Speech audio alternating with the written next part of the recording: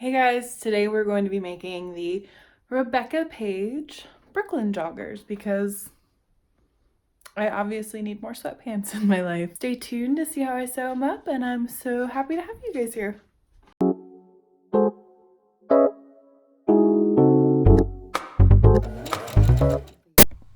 So let's start out by cutting our fabric out. I'm cutting the ribbing pieces first just because there's three. There is the cuff, the waistband, and the pocket edging. I've never used ribbing before and I really, really like it. It is so comfy and it stretches out and stretches back pretty nicely. But yeah, we'll just cut these pieces out. I am cutting on my cutting table that I got for my birthday. Over towards the bed area of the basement if it looks a little weird. I kind of did this whole filming process a little quick and dirty. I was not in the mood to film or sew, and I kind of had to force myself to do both. But I'm pretty happy with the end result, and I definitely got a little bit of my sojo back. Now I'm cutting out the main pieces. This is a spandex knit that I got from Walmart. I was going to get it from Joann's, but it was really expensive for some reason with the way that the sales and the sales and the coupons were lining up. Like nothing was overlapping well enough for me, so I ended up getting this for $5 a yard. And the fabric does honestly feel a little bit cheap, but they're sweatpants, so you know, why not? And then I just have to cut out the back piece, and it'll be awesome.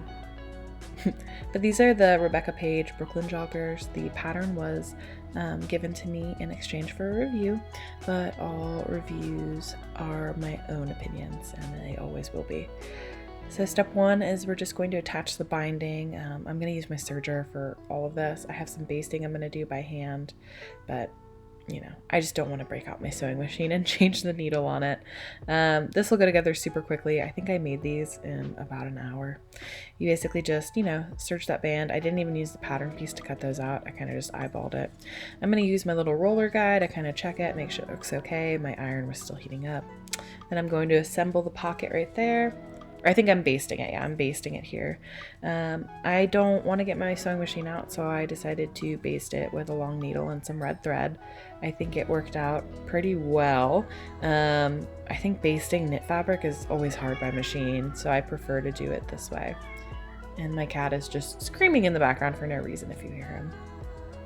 But pick a thread that's easy to see, and so for black I picked red. You could just do anything as long as you pull it out later or catch it in your seam allowance. I think this went just as quickly, if not quicker, as it would have been to, you know, set up my sewing machine and put it all together. But you baste this all together, and then we are going to ease the pocket into the pant leg. So you can kind of see here, you got your two sides. Make sure you're matching up to the pocket side and not the crotch seam. And knit stuff's super easy to ease in. You literally just pull the smaller piece of fabric along until it all kind of fits. And then you can serge it. I like using these Wonder Clips, as I've discussed before, because A, my dog likes eating pins, and B, you don't want to use pins when you're using your serger. I have broken many a serger blade and had it flip up in my face and cut me, so don't serge with pins. Or overlock, I don't know, whatever you call it where you're from. So you basically just serge this in, and then after I get this all in, I'm going to press it. I was using my roller because I was waiting for my iron to heat up, and nothing competes with an iron, especially knit fabric. You really need to iron it the first time around, kind of set that seam. At least I think so. I have no science to back that up. And then I press it using my sleeve board because I didn't want to break out my big old ironing board just to do this little guy. And I really like the way that the rib binding looks. This kind of looks kind of jacked up right here, but once I wash them and press them again, they get nicer. So I'm going to sew the first seam of the pant leg, and that is the seam that is the inseam. So that little curve right there is your crotch seam that I'm pinning below. You do not want to sew your crotch seam yet. You just sew your leg seam, and then you flip it, and you want to sew the outer leg seam. So leave that crotch open, I guess. That's what she said. But moving on, then you want to sew the other side, And then what we're going to do with these pant legs is we are going to put one inside of the other, kind of like if you've ever sewn the peg legs. You're going to put the leg inside the other leg, one being inside out, and then sew the crotch seam in one. But first I'm going to sew, the waistband and the sleeves cuffs up. The pant leg cuffs up. So these are doubled over, so you kind of have to finagle them in there, and those are going to be our long leg cuffs, which are kind of like a style feature of the Brooklyn Joggers. And then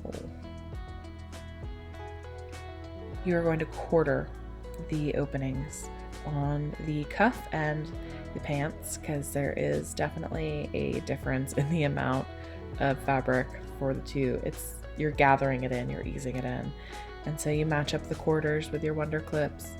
And then what you do is you stretch the smaller piece of fabric, in this example it would be the cuff, to match the width of the larger piece of fabric or the leg hole opening when you're sewing it. It sounds complicated, and it is kind of the first couple times you do it, but you really get used to it. And if you're using this ribbing fabric, it's super easy. So we're going to do the same kind of thing with the waistband. We're going to stitch it together so it's one continuous loop. And then we are going to fold it in half, and that is going to be our waistband. And we do the same exact thing for the waistband that we did for the leg holes, except we're doing it on the waistband and the waist opening on the pants. It's just a little bit bigger of an example. We need to sew the crotch seam on the pants first so that there is a one waist opening. So for this, you flip one pant leg inside out and the other pant leg is right sides together, or right side out. And then you want to put the right side out pant leg inside of the inside out pant leg, and you're going to match up your crotch curve and you're going to stitch that. And when you're done stitching it, you will pull the pant leg inside out and you will have, a pair of pants without any waistbands or cuffs. Well, the cuffs are already on there, so you'll have the cuffs.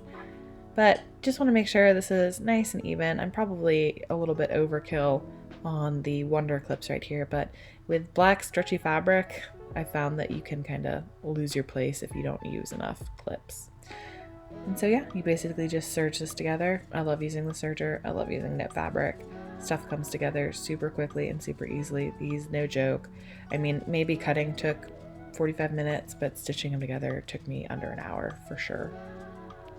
So there you go. Yeah, you're gonna flip it inside out and look, you got pants. Great job.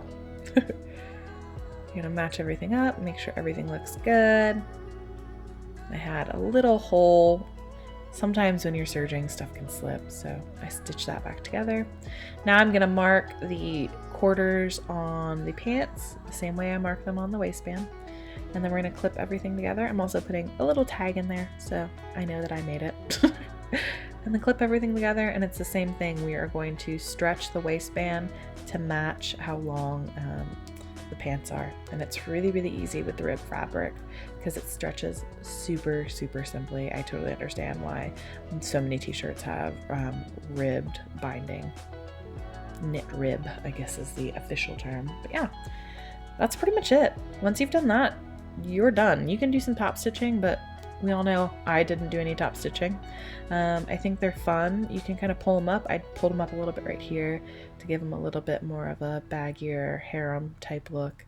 I don't ever wear pants in this part of my body, so I was a little bit self-conscious about my stomach, but I think they looked pretty good overall, and I like how comfortable they are.